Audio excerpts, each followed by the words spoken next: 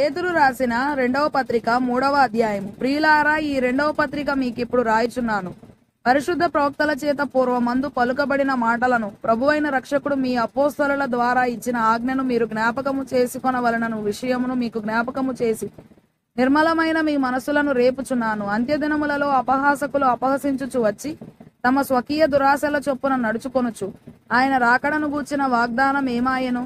పితరులు నిద్రించినది మొదలుకొని సమస్తమును సృష్టి ఆరంభముననున్నట్టే నిలిచియున్నదే అని చెప్పుదురని మొదట మీరు తెలుసుకొనవలెను. ఏలయనగా పూర్వము నుండి ఆకాశం ఉండెననియు, నీళ్లలో నుండి నీళ్ల వలనను సమకూర్చబడిన భూమియు దేవుని వాక్యము వలన కలిగిననియు వారు బుద్ధిపూర్వకముగా మరతురు. ఆ నీళ్ల వలన అప్పుడున్న లోకము నీటి వరదలో మునిగి నశించెను. అయితే ఇప్పుడున్న ఆకాశమును భూమియు భక్తిహీనుల తీర్పును నాశనమును జరుగు దినము వరకు అగ్ని కొరకు నిల్వ చేయబడినవై అదే వాక్యము వలన భద్రము చేయబడి ఉన్నవి. పిల్లారా, ఒక సంగతి మరచిపోకుడి. ఏమనగా ప్రభు దృష్టికి ఒక దినము 1000 సంవత్సరముల వలన 1000 సంవత్సరములు ఒక దినము వలన ఉన్నవి.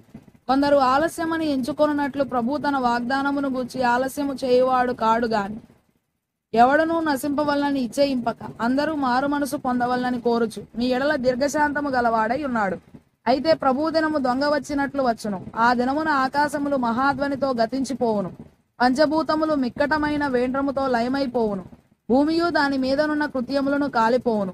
ఇవన్నీ ఇట్లు లయమైపోవునవి గనుక ఆకాశములు రవులుకొని లయమైపోవునట్టియు పంచభూతములు మహావేంద్రముతో కరిగిపోవునట్టియు దేవుని దినపు రాకడ కొరకు కనిపెట్టుచు దానిని ఆశతో అపేక్షించుచు త్వరపెట్టుచు మీరు పరిశుద్ధమైన ప్రవర్తనతోనూ భక్తితోనూ ఎంతో జాగ్రత్త గలవారై ఉండవలను. అయినను మనం ఆయన వాగ్దానమును బట్టి క్రొత్త ఆకాశముల కొరకును క్రొత్త భూమి కొరకును కనిపెట్టుచున్నాము. వాటి యందు నీతి నివసించును. ప్రియులారా, వీటి కొరకు మీరు కనిపెట్టువారు గనక శాంతము గలవారై ఆయన దృష్టికి నిష్కలంకులుగాను నిందారహితులుగాను కనబడునట్లు జాగ్రత్త పడుడి. మరియు మన ప్రభు యొక్క దీర్ఘశాంతము రక్షణార్థమైనదని ఎంచుకొనుడి. అలాగు మన ప్రియ సహోదరుడైన పౌలు కూడా తనకు అనుగ్రహింపబడిన జ్ఞానము చొప్పున మీకు రాసి ఉన్నాడు. వీటిని గూర్చి తన పత్రికలన్నిటిలోనూ బోధించుచున్నాడు.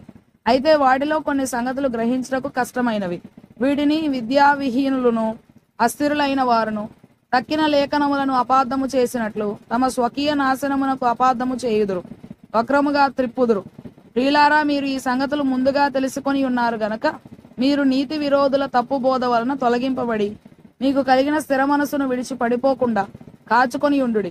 మన ప్రభువును రక్షకుడునైన యేసుక్రీస్తు అనుగ్రహించు కృపయందును జ్ఞానమందును అభివృద్ధి పొందుడి.